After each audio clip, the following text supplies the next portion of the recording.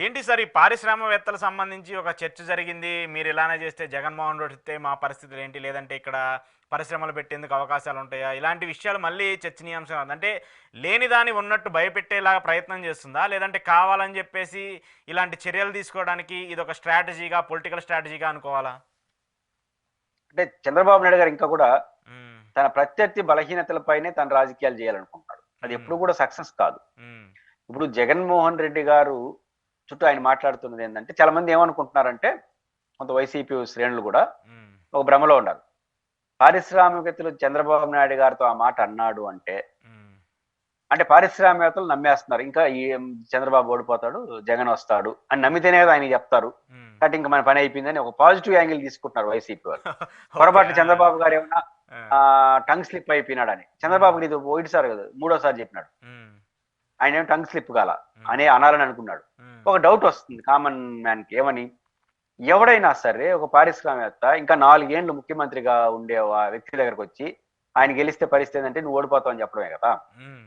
ఒక్కరోజు ముఖ్యమంత్రి పదవిలో ఆయన దగ్గర ఏ పారిశ్రామిక నువ్వు ఓడిపోతావు అని చెప్పడు. హ్మ్.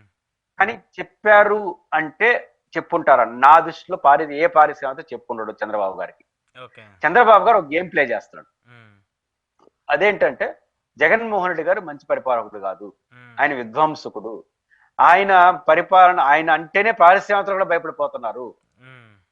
కాబట్టి రేపు మళ్ళీ ఆయన వస్తానంటే ఆయన ఏం చేస్తాడో భయంతో మాట్లాడుతున్నారు. హ్మ్. ఆ రకంగా పారిశ్రామికవేత్తలు భయపడిపోతున్నారు అని జగన్కి వ్యతిరేకంగా ఒక రాజకీయ ప్రయత్నం చేస్తున్నాడు. హ్మ్. ఇది ఇది ఫెయిల్ అవ్వచ్చు, సక్సెస్ కావచ్చు. ఆయన ఉద్దేశం వాళ్ళు చెప్పే ప్రసక్తే లేదు చంద్రబాబు నాయుడు గారికి.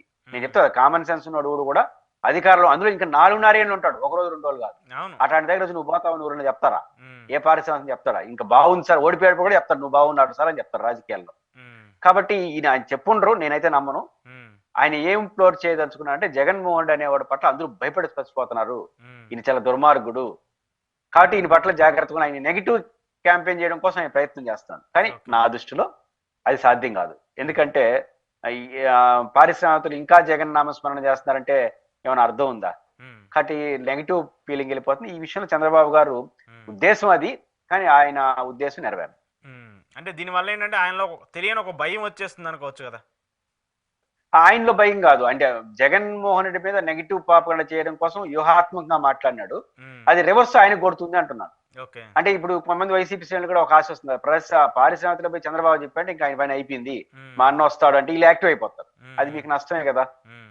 రెండోది ఎవరికో ఒకరు అమాయకులు నీలాగా నాలాగా విశ్లేషకుడు ఏమన్నా దీని ఉద్దేశం అది ఉండొచ్చు అనుకుంటే తప్ప సాధారణ ప్రజలకు ఇంక హ్మ్. చంద్రబాబు గారు ఏమైనా భయపడుతున్నాడేమో, వాళ్ళకి ఆ అభిప్రాయం వచ్చిందంటే ఇంకా అయిపోతుందేమో అనే అభిప్రాయం వస్తే జగన్కి లాభం తప్ప మీకేం లాభం? ఓకే. మీరు ఏదో జగన్ మీద ముద్రేయడానికి ట్రై చేస్తున్నారు. అది హ్మ్. రివర్స్ అయ్యి మీకే మెడ చుట్టుకుంటుందని నేను అంటున్నాను.